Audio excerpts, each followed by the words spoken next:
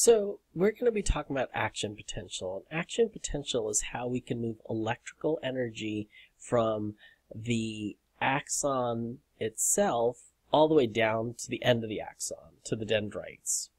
We're going to be then sending that message as a neurotransmitter from the presynapse to the postsynapse, but how does that electrical energy move, and how do we even generate that electrical energy is what we're going to be talking about in the next couple of slides.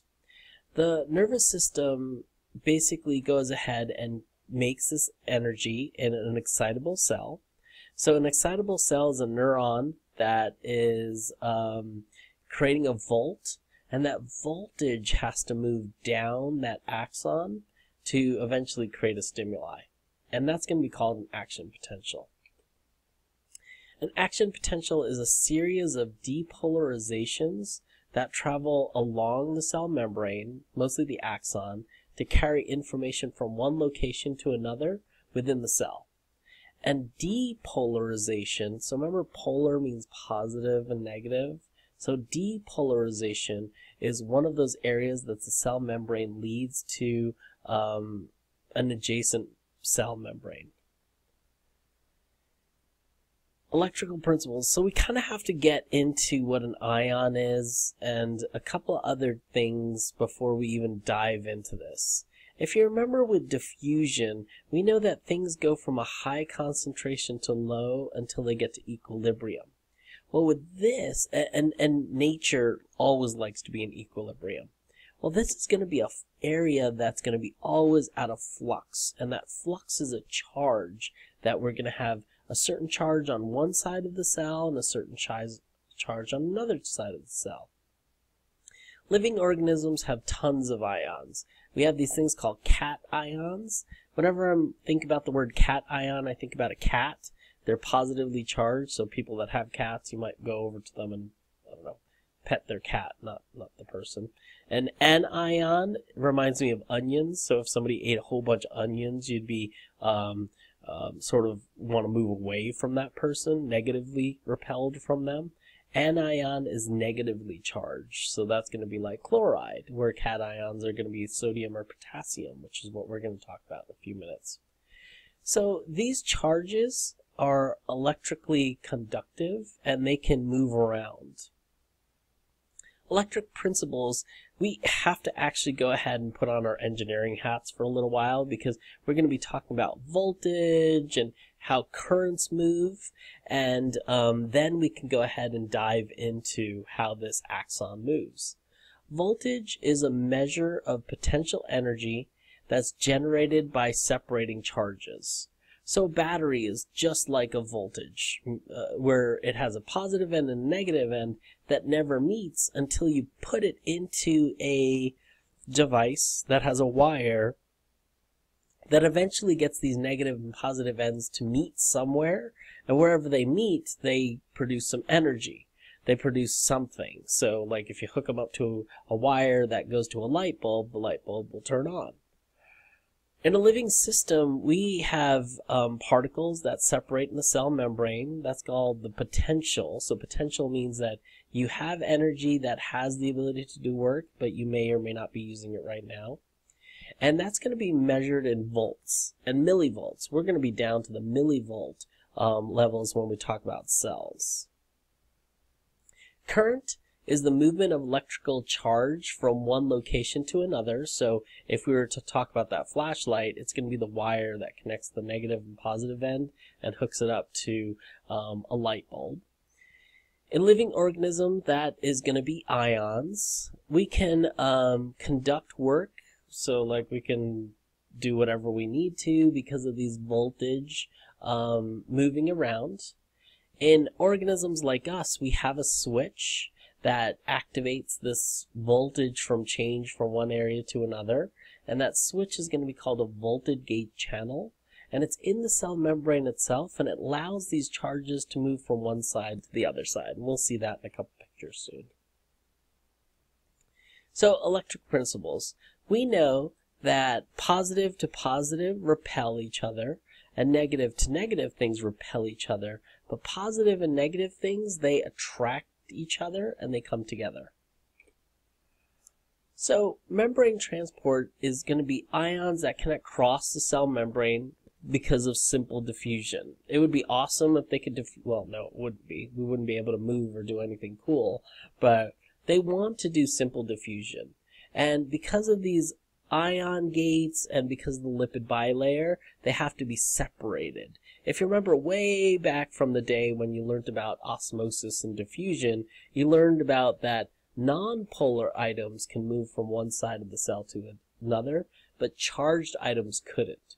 The only way charged items could go from one side of the cell to the other is through a channel, or we're going to call that channel a voltage gate, a gate that allows voltage to go through.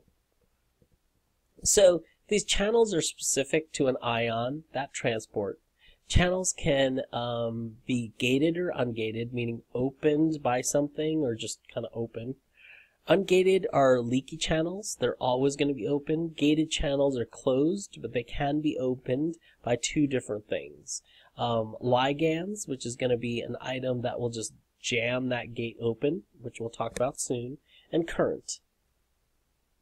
And then ions move due to concentration gradients. Remember, they always want to go from high to low till they can get an equilibrium.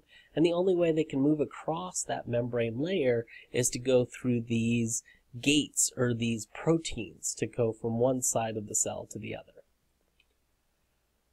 So the way that we can move, transport these proteins through action potential are going to be through sodium-potassium pumps. Pump even already tells you that they're going to need energy to do this, and that energy is going to come in the form of ATP. Potassium leak channels, sodium leak channels, we'll see those in a few minutes. Voltage gate potassium channels, voltage gated sodium channels, and then ligand gated sodium channels.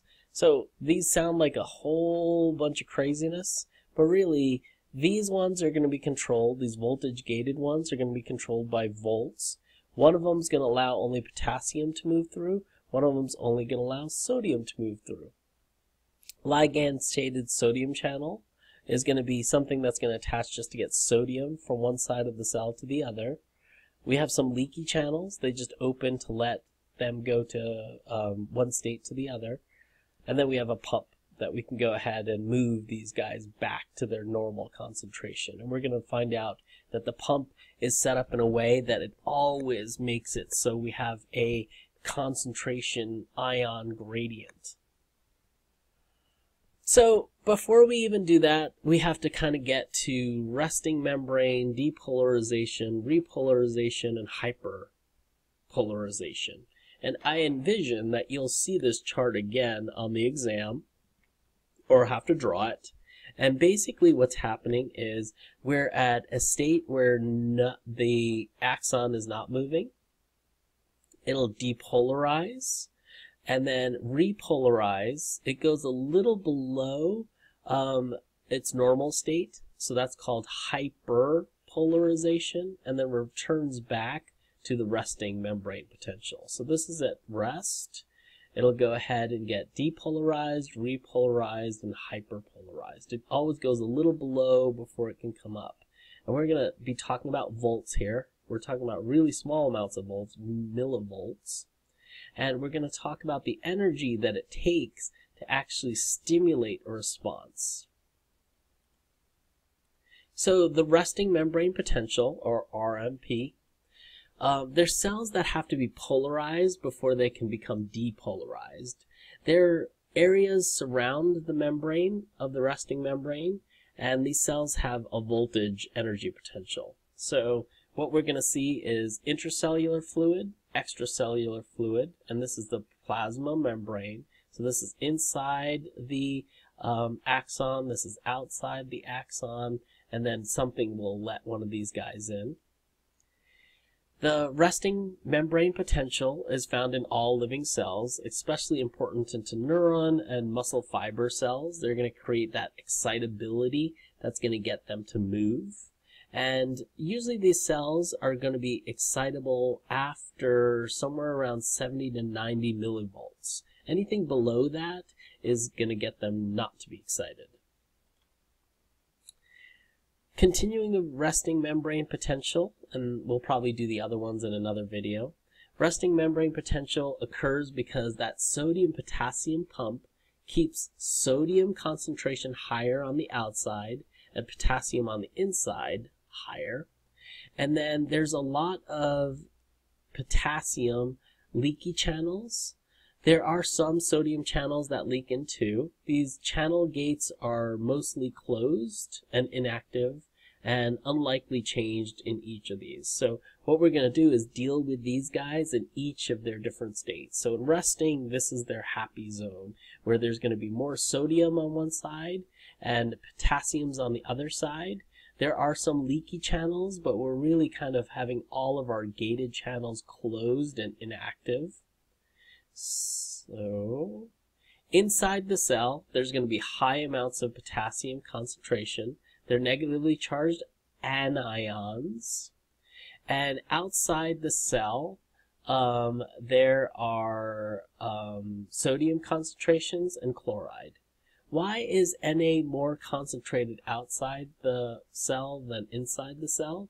There's a sodium-potassium pump, and that sodium-potassium pump is designed to keep more sodium outside and less sodium inside the cell. And we'll see how that works soon. At resting membrane potential, potassium leaky channels are always open because sodium-potassium pump is still up at potassium concentrations, but the potassium is drawn back towards the cell membrane because it's attracted to these anions that stuck inside the cell. So inside the cell, there's these large proteins, and they're negatively charged anions. And remember how positive and negatively charged things like to be next to each other? Well, these potassium ions want to stick to these negatively charged proteins, and that's why they're drawn to the inside of the cell. The sodium can't come in unless they're invited in, so we'll see how that happens. So inside the cell, it's about 90 millimoles for now. Keep in mind these volts because they're going to change and you're going to have to know them. So a few of these sodium will go ahead and leak, and some sodium leaks into the cell, and this makes the resting membrane potential around 70 millivolts. I'm going to do my next video as depolarization.